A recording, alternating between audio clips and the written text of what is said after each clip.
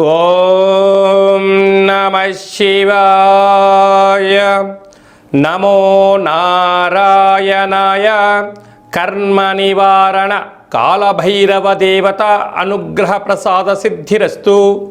16/4/2026 నుండి 30/4/2026 వరకు ద్వాదశ రాశిలో గ్రహ గమనాలను అనుసరిస్తూ ఎలా ఉందో తెలుసుకుందాం. ద్వాదశ రాశిలో గ్రహ గమనాలని తెలుసుకుందాం.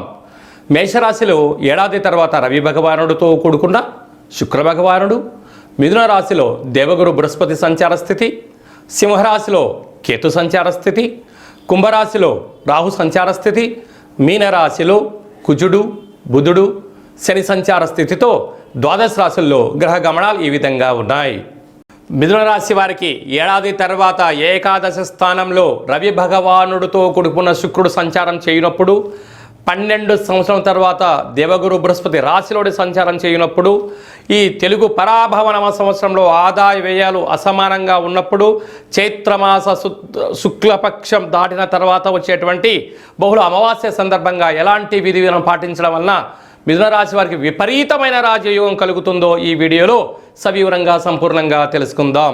మిథున రాశిలో ఏ నక్షత్రాలు వస్తాయనగా, మృగశిర నక్షత్రంలోని 3వ పాదం 4వ పాదం, ఆరుద్ర నక్షత్రంలోని 4 పాదాలు, పునర్వసు నక్షత్రంలోని 1, 2, 3 పాదములను కలిపితే మిథున రాశి. రాశాధిపతి బుధ భగవానుడు. వీరికి రాశిలోనే గురు సంచార స్థితి ఉండడం వలన ఆధ్యాత్మిక చింతన, సత్ప్రవర్తన, తల్లిదండ్రులు గురువుల యొక్క సేవ, సత్ప్రవర్తన వలన వీరి జీవితానికి మరో మలుపు, ఉన్నతమైన జీవితాన్ని పొందబోతున్నారు. అదే కాకుండా భాగ్యస్థానంలో రాహు. ప్రేమికులు చాలా జాగ్రత్తగా ఉండి తీరాలి. భార్యాభర్తల మధ్య అన్యోన్యత చాలా అవసరం. రాజ్యస్థానంలో కుజుడు బుధుడు శని భగవానుడితో ఉన్నప్పుడు కష్టే ఫలి. మీరు ఎంత కష్టపడితే అంత కష్టానికి తగినంత ఫలితము, ప్రమోషన్స్, ట్రాన్స్ఫర్సు, విదేశీయాన విద్య, అద్భుతమైన జీవన గమనాలలో మరో మైలురాయి ఈ సంవత్సరం మీరు అధిగమించబోతున్నారని చెప్పి గమనించాలి. ఏడాది తర్వాత ఆత్మకారకుడు రవి, కళత్రకారకుడు శుక్రుడు లాభస్థానంలో సంచారం చేయడం చాలా మంచి కాలంగా భావించగలగాలి. కనుక మిథున రాశి జాతకులు ఈ అమావాస్య సందర్భంగా పగటి పూట ఒక వెడల్పాటి పాత్రలో నీటిని పోసి సప్తవర్ణాలు కలిగినటువంటి రంగులు వేసి, ఈ సప్తవర్ణాల యొక్క ఈ నీటిలో సూర్య భగవానుని దర్శించి, ఈ నీటిని మీ మనసులో ఏదైతే కోరిక ఉందో కోరుకొని ఒక తెల్ల మల్లెపూల చెట్టుకు కానీ తెల్ల జిల్లెడు వృక్షానికి కానీ పోయగలిగినట్లయితే సూర్య భగవాను యొక్క వాహనము 7 గుర్రాలతో ఎలా తను ప్రయాణం చేస్తూ ఎలా ఉంటాడో మీ యొక్క జీవితంలో కూడా కోరికలన్నీ కూడా నెరవేరి ఉన్నతమైన జీవితాన్ని పొందబోతారు అని చెప్పడంలో ఏమాత్రము సందేహమే లేదు. తెలుగు ఉగాది ప్రారంభమైన తర్వాత వచ్చినటువంటి మొట్టమొదటి అమావాస్య సందర్భంగా, అది కూడా ఎన్నడూ లేనటువంటి విధంగా అమావాస్యతో కూడుకున్నటువంటి శుక్రవారం, అందులో రేవతి నక్షత్రంతో కూడుకున్న అమావాస్య సందర్భంగా ఈ తెలుగు ఉగాది అంతనూ కూడా అసలే ఇది వేసవికాలం అవ్వడం వలన మనము విశేషంగా అమావాస్య తిథి యందున అమ్మవారిని, కాళీశక్తి స్వరూపాన్ని, కాళభైరవ స్వామివారిని స్మరిస్తూ ఉంటాం. కనుక ఈ సంవత్సరము పరాభవనమ సంవత్సరము. రాజు దేవగురు బృహస్పతి అయ్యాడు.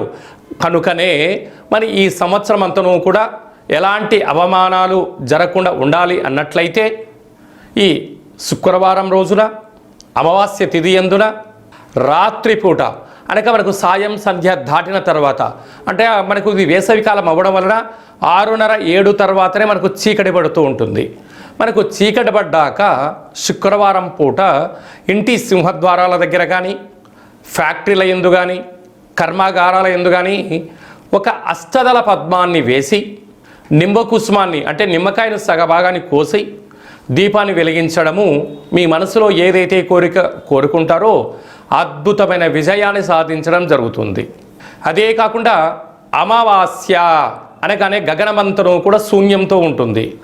మనము ఆ రోజు శుక్రవారం రోజు అవ్వడం వలన రాత్రిపూట అంటే మనకు 7 నుంచి 12 లోపల వరకు ఎవరికి మనకు ఖాళీ సమయం దొరికితే ఆ సమయం అంతను కూడా ఒక వెడల్పాటి పాత్రలో పచ్చి పాలను, అంటే పాలను కొన్న పాలైనా, ఆవు పాలైనా, గేదె పాలైనా ఏదో పాలను పోసి గగనాన్ని అనగా ఆకాశాన్ని పాలలో వీక్షింపచేసి మీ మనసులో ఏదైతే కోరిక ఉందో కోరుకొని ఈ పాలను పిల్లికి కానీ కుక్కకు కానీ వృక్షానికి కానీ పొయ్యడం వలన పంచభూత ఆశీస్సులు కలిగి మనం ఏదైతే అనుకుంటామో ఈ సంవత్సరంలో పరాభవనామ సంవత్సరము కనుక ఎవరికి అవమానాలు లేకుండా సూర్య చంద్రాదులు ఎంత విజయాన్ని కలిగిస్తూ మనకు భూమండలం మీద వెలుగును ప్రసాదింపజేస్తారు.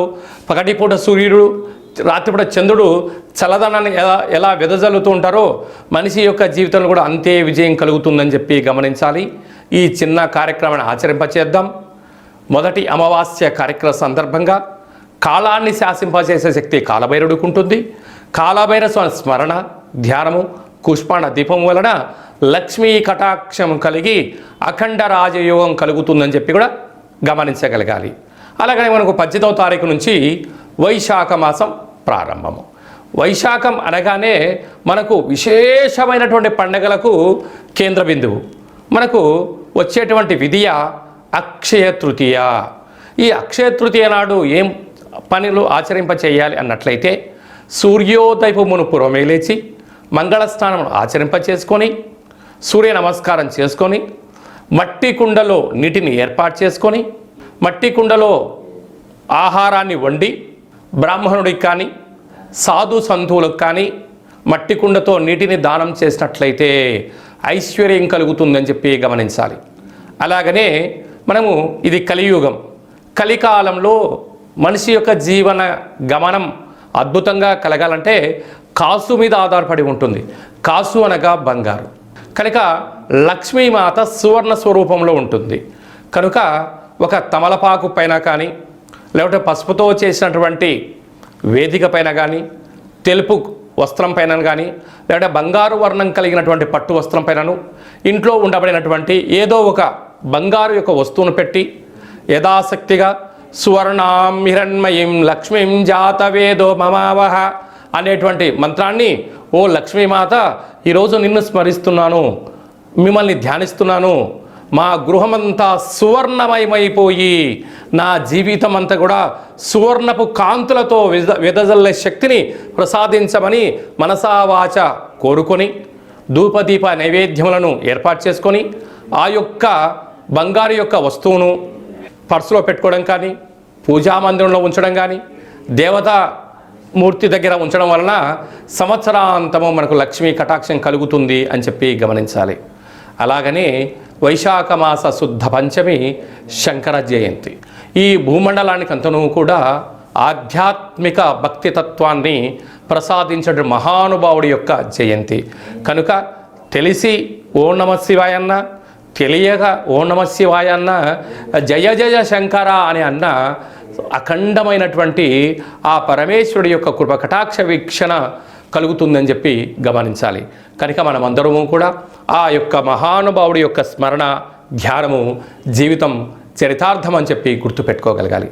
వైశాఖ మాసంలో వచ్చేటువంటి శుద్ధాష్టమి, కాలాష్టమి అంటే కలియుగ కాలంలో కాలం మనకు అనుకూలంగా ఉండాలన్నా, కాలాన్ని చేసే శక్తి మనకు ఉండాలన్నా, సకలమైనటువంటి ఐశ్వర్యం మనకు కలగాలన్నా, సకలమైనటువంటి కాలభైరుడి యొక్క ఆశీస్సుల కోసము మనము కాలభైరవ స్మరణ ధ్యానము కూష్మాండ దీపం పెట్టడం వల్ల సకల అష్ట కష్టాలు తొలగిపోతాయని చెప్పి గమనించాలి.